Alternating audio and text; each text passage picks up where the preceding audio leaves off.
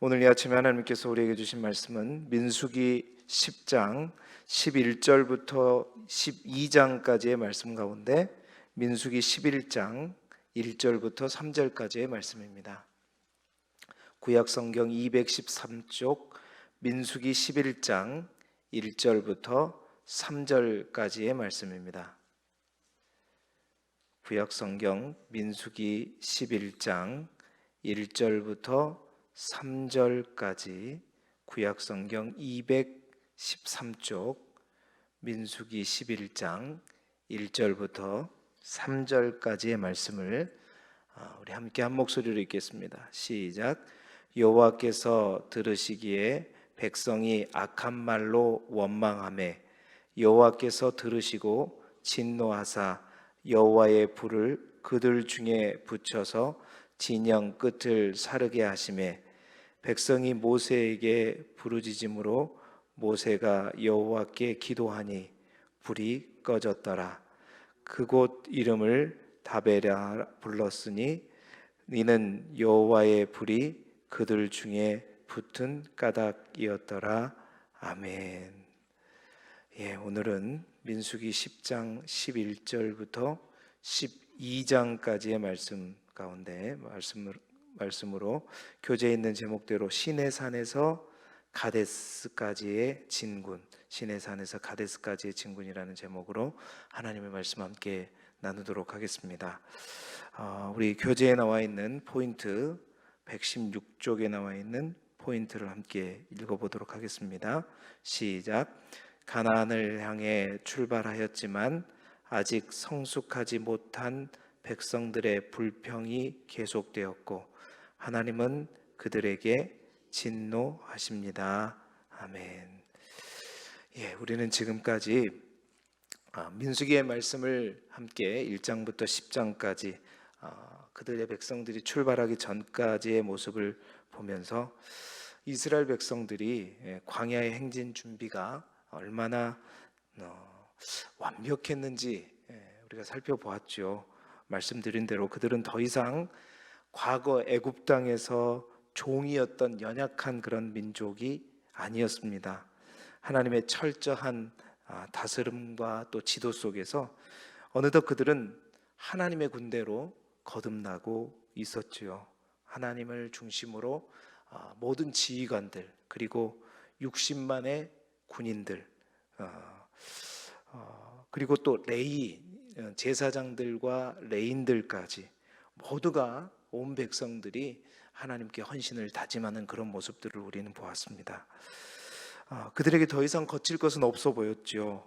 자신감이 어쩌면 충만해 보였습니다. 뿐만 아니라 그들 앞에는 구름 기둥과 불 기둥이 항상 함께 있습니다. 이것 자체만으로도 그들의 승리는 어쩌면 이미 이루어진 거나 다름없었죠.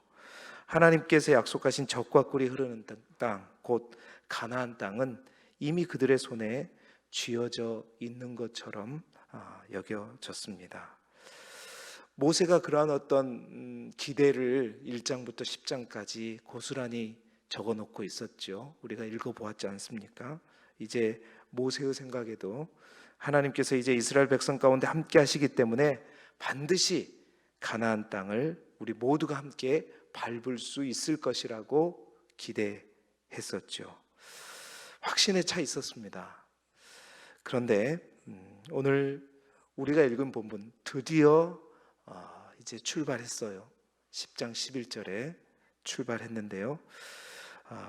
드디어 출발해서 그들의 광야 첫 행선지를 지날 때 이처럼 한껏 들떠 있었고 뭔가 희망이 솟아오르는 그런 분위기에 완전히 찬물을 끼얹듯 그런 장면을 우리는 오늘 우리가 읽었던 본문을 통해서 보게 됩니다.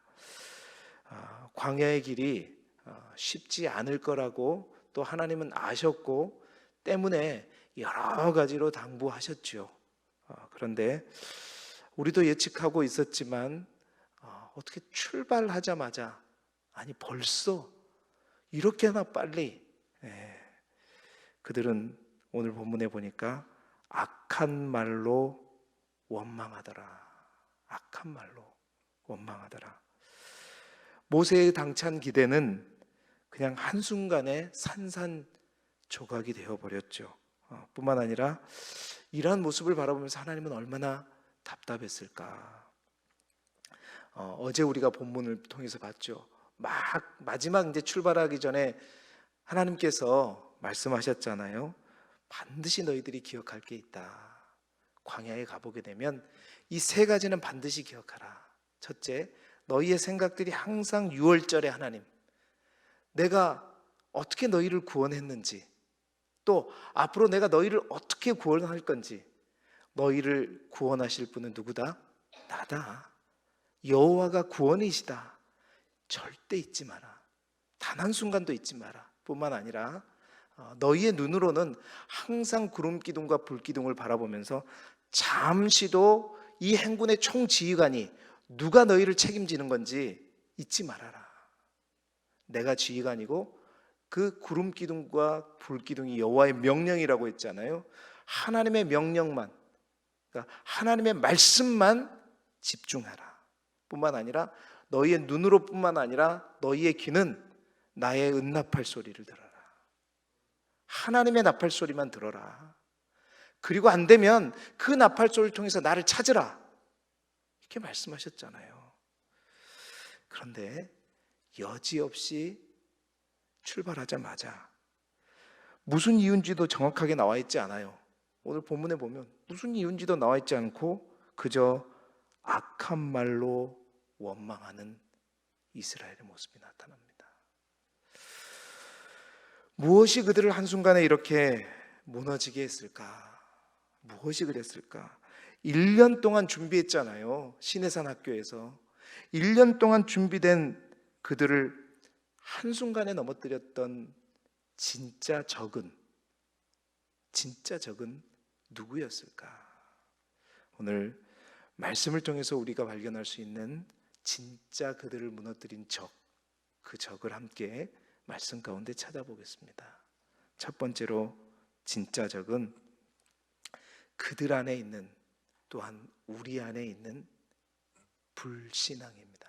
불신앙.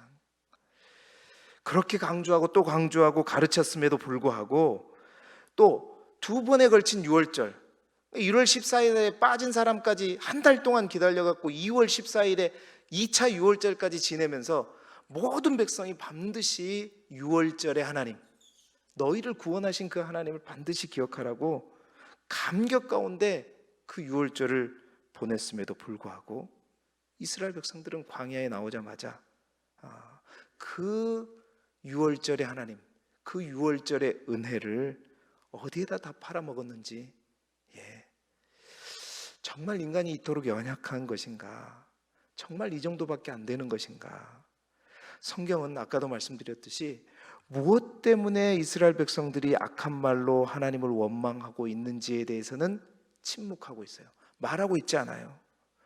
그들이 그런데 하나님께서 진노하실 만큼 악한 말로 원망한 건 사실이죠. 분명히 보면. 아마도 그랬던 것 같아요. 1년 동안 머물렀잖아요.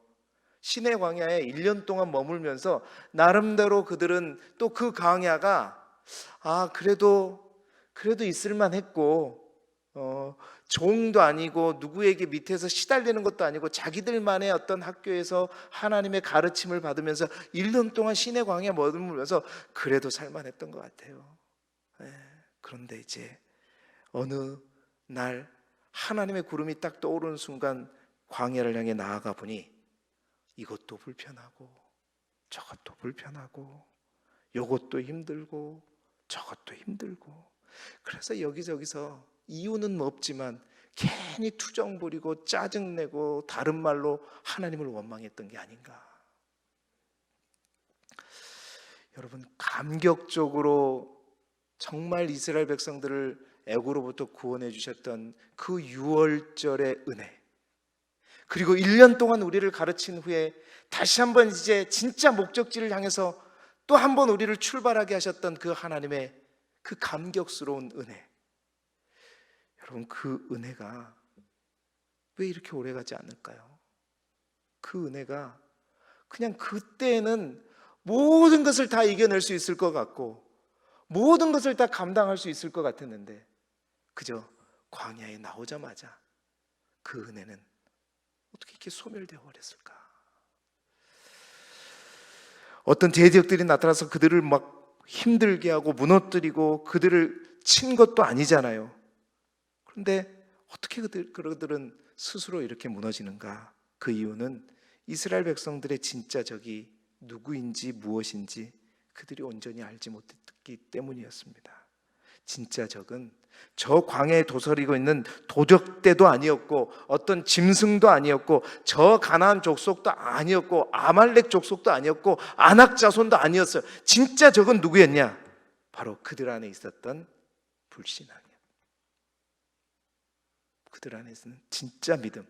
그러니까 하나님을 믿는다고 하는 믿음이었지만 하나님을 믿지 않는, 온전히 믿지 않는 그 믿음, 그것이 진짜 적이었어요. 그게 진짜 적이었어요. 하나님은 그들의 그 불신앙의 적을 끊임없이 그들이 몰아내고 이겨내게끔 하기 위해서 그제 그걸 말한 거 아니에요. 나를 기억하라. 생각으로는, 눈으로는 구름 기둥과 불 기둥을 보면서 나를 생각하라. 하나님의 나의 은납할 소리만 들어라. 그렇게 얘기했는데도 불구하고 막상 광야로 나오니까 아무것도 생각나지 않아. 그 하나님의 은혜는 젖어버리고 하나님을 기억하지 못하죠. 그들의 삶에 있어서 하나님은 전혀 영향력을 끼치지 못하는 하나님이었어요. 이스라엘의 모습이 한심스러울 수도 있지만 사실은 이러한 모습들이 우리들의 모습이기도 합니다. 여러분, 우리에게도 6월절에 은혜가 다 있었죠. 여러분들이 정말 예수 믿고 그때는 모든 세상 자유를 다 얻은 것 같고 정말 어떠한 시련과 역경이 있을지라도 내 그 모든 것을 다 통과할 수 있다. 왜?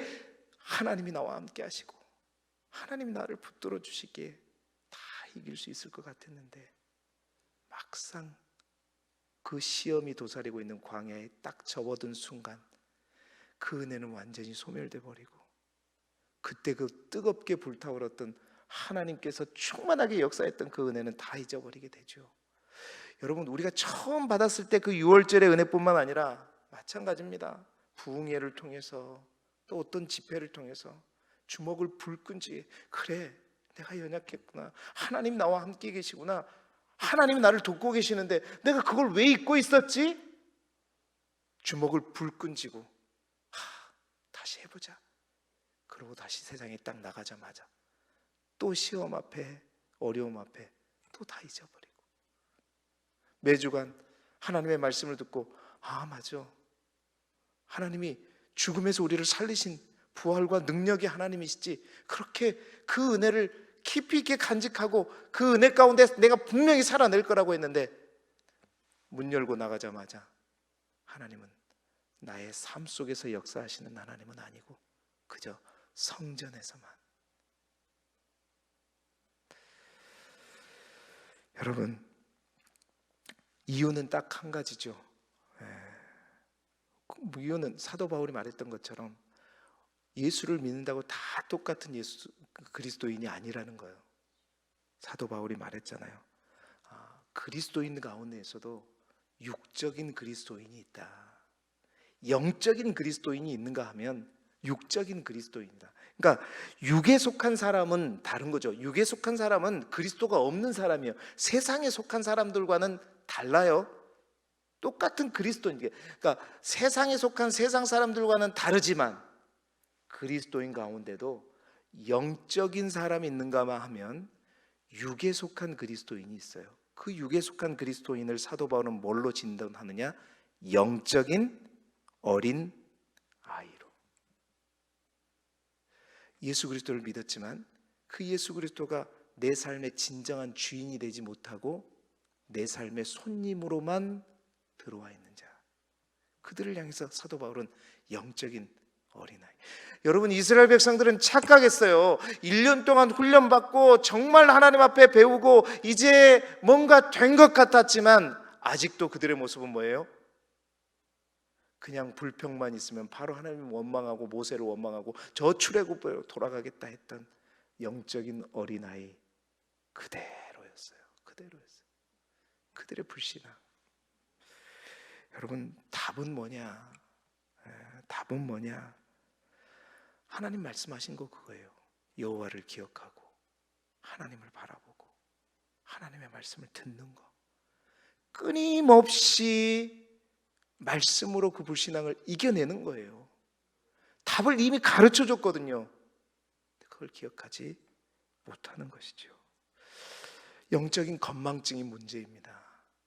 그 건망증이 정말 하나님을 잊어버리지 않도록 순간순간마다 우리의 삶 가운데 역사하신 구름기둥과 빌기둥을 봐야 되고 하나님의 응답할 소리를 우리가 들을 수 있어야 되고 순간순간마다 하나님을 향해서 우리가 응답하를 하나님 도와주십시오. 응답하를 부르어야 되는데 그게 삶에서는 안 되기 때문입니다. 여러분 명심하십시오. 신해산 학교를 졸업하기 전에는요, 하나님께서 이렇게 불평하고 원망하더라도 그래 아직 어린아이니까 모르니까 기다려주고 달래주고 또 챙겨줘요. 그러나 신해산 학교를 통과한 이후에는 하나님께서 알고도 행하지 않는 그들을 향해서 이제는 어떻게 하죠? 원망하자마자 하나님께서요, 진노의 매를, 징계의 매를 드시는 겁니다. 우리가 예수 믿으면서 그 회초리를 맞을 필요가 없잖아요. 그렇죠? 모르고 그럴 때는 모르지만 하나님께서는요, 알고도 살지 못하는 이스라엘 백성을 향해 이제는 달라요. 신해산 학교를 졸업한 이후에 이스라엘 백성들의 원망과 불평에 대해서는 하나님께서 반드시 회초리를 듭니다. 그게 연단이죠. 그렇게 해서라도 이제 성장시키는 거죠. 사랑하는 여러분, 하나님의 회초리에 흘릴 필요 없는 눈물을 흘리지 않는 저와 여러분이 되기를 주님의 이름으로 축복합니다.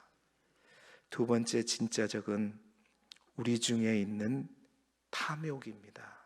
탐욕이에요. 또 한 번의 원망이 바로 또 이어집니다.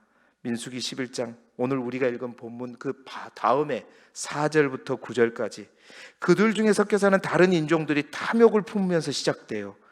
1년 동안 이스라엘 백성들은 시내강에 거주하면서 정말 먹는 거 걱정 안 하고 하나님께서 주시는 뭘 먹고 있었어요? 만나를 먹고 있었어요. 먹을 것을 광야에서 찾으러 다닐 필요도 없고 뭘 경작할 필요도 없어요. 오로지 하나님이 주신 양식 먹으면서 하나님이 주신 가르침대로 훈련받고 일하면 됐었어요. 그런데 시내강을 떠난 순간 갑자기 그 속에 사는 다른 인종이라고 성경은 얘기했죠. 아마 출애굽 시에 함께 나온 잡족들 중에 잡족들 아마 그들이었던 것 같아요. 하루도 빠짐없이 주시는 하늘 양식의 그 은혜에 만족하지 못하고 감사하지 못하고 그곳을 떠나자마자 뭐라고? 고기 먹고 싶다고 그냥 야단치기 시작합니다.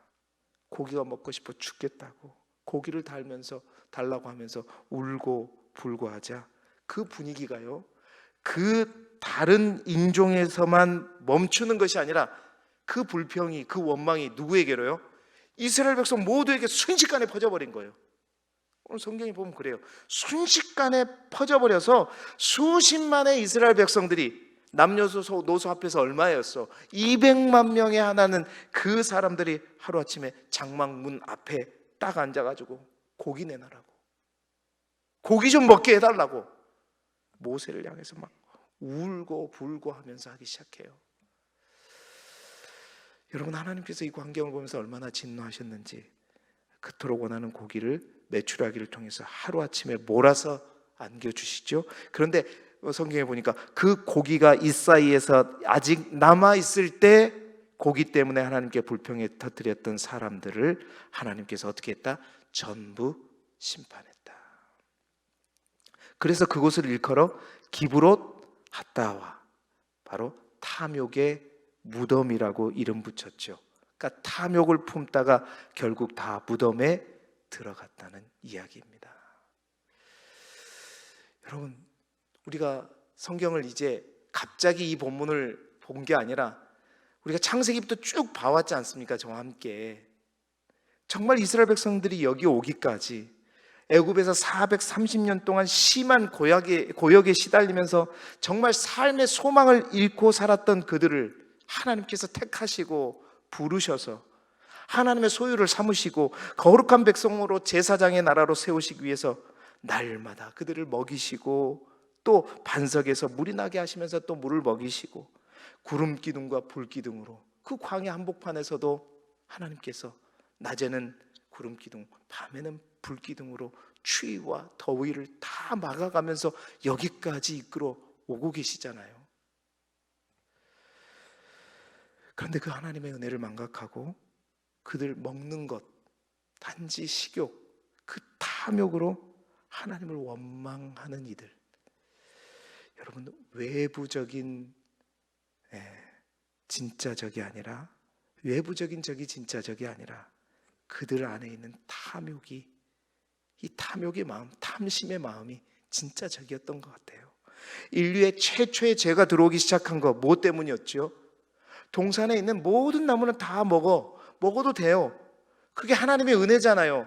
그 은혜를 누리면 되는데 그 은혜를 누리는 것이 아니라 자기가 갖지 못한 그 하나까지도 가지려고 했던 그 탐욕. 하나님은 바로 그걸 얘기하고 있는 거예요. 지금 가진 복을 세어보아라. 그게 얼만데 너들이 하나 하지 못하는 그거 하나 가지고 그것마저도 달라고 울고불고 한두 명이 아니라 온 이스라엘 백성들이 장막에서 모세를 괴롭히게 하고 나를 원망하는 이 모습을 보면서 정말로 하나님께서 진노하시게 된 거죠.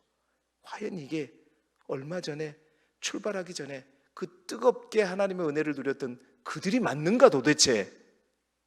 왜 이렇게 이들이 변해버렸는가? 여러분, 탐욕이 무서운 거는 이것이 전염성이 막강하다는 거예요. 그 다른 인종, 그 잡족들의 그 탐욕들이 순식간에 퍼져나가는 거. 코로나로 정말 어려운 때를 우리가 보내고 있지 않습니까? 그런데 요즘에 뉴스에 보면 L로 시작하는 어떤 공사가 그 직원들이 했던 그 탐욕과 탐심과 투기, 그냥 뉴스에 도배가 되고 있잖아요. 이게 정말 그 공사뿐이겠는가 싶은 생각이 들어져요.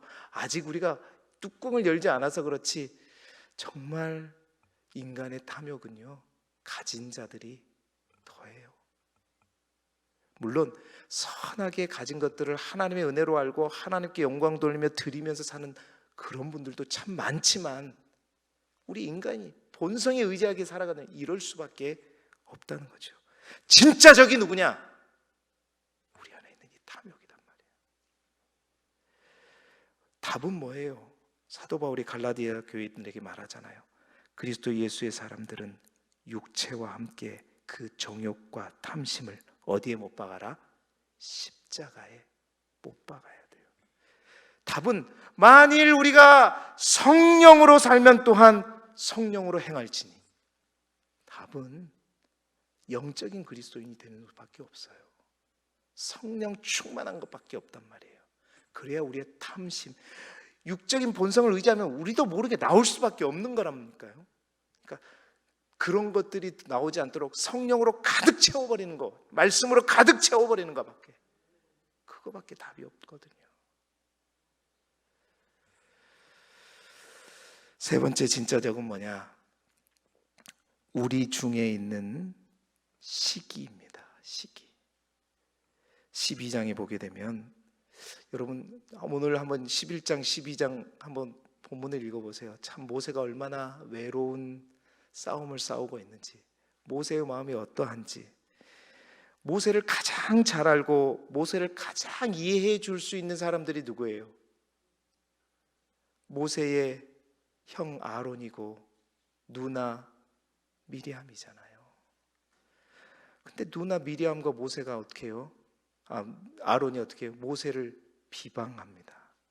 그러면서 모세의 리더십에 도전해요. 지금 이 상황이 어떤 상황입니까? 그러면서 하나님이 너하고만 말씀하셨냐? 우리도 하나님과 말씀 대면에서 우리도 하나님과 말하고 있는데, 하나님과 대면에서 얘기를 하고 있는데 니만 지휘관이냐? 아마 그 평소에 가졌던 그 시기, 질투가 폭발해 버린 거죠. 그런데 여러분, 이 시점이 언제 시점입니까? 12장 읽어보면 모세가 가장 이스라엘 백성들을 이끌고 가면서 가장 힘들었을 때가 언제냐? 바로 이때였어요. 왜냐하면 모세의 기대도 엄청 컸잖아요. 이제 1년 동안 하나님께서 배웠던, 이제 시내산 학교를 졸업한 이들이 뭔가 새롭게 준비돼서 뭔가 할 줄 알았는데 여전히 영적인 어린아이, 시내산 학교에 들어오기 전의 모습하고 똑같은 그런 모습을 보면서 모세가 뭐라 그래요? 하나님, 내가 이 백성을 낳았습니까? 도대체 내가 왜 이 무거운 짐을 지고 가야 됩니까? 나 못하겠습니다. 내가 이들의 양육을 책임져야 됩니까? 내가 왜 이런 무거운 짐을 져야 됩니까? 모세가 가장 힘들어하고 있어요. 여러분 읽어보세요. 이들이 달라고 하는 이 고기를 내가 어떻게 200만 명이 먹을 수 있는 고기를 내가 어디서 갖다가 어디서 줍니까? 나 혼자 도저히 이 무거운 짐을 질 수 없습니다. 하나님. 모세가 정말 울면서 하나님 앞에 엎드리며 기도하고 있는 모습을 보고 있죠. 그 모습을 누가 제일 가까이서 봤을까요? 아론과 미리암이겠죠. 그래서 하나님 너무 안타까워서, 그래 모세야, 내가 네 기도를 들어주마. 내가 그냥 원 없이 이들이 고기를 먹을 수 있도록 해주마. 그리고 네 혼자 안 되지, 70명 장로들을 데리고 와. 내가 그들에게 나의 영을 부어주마.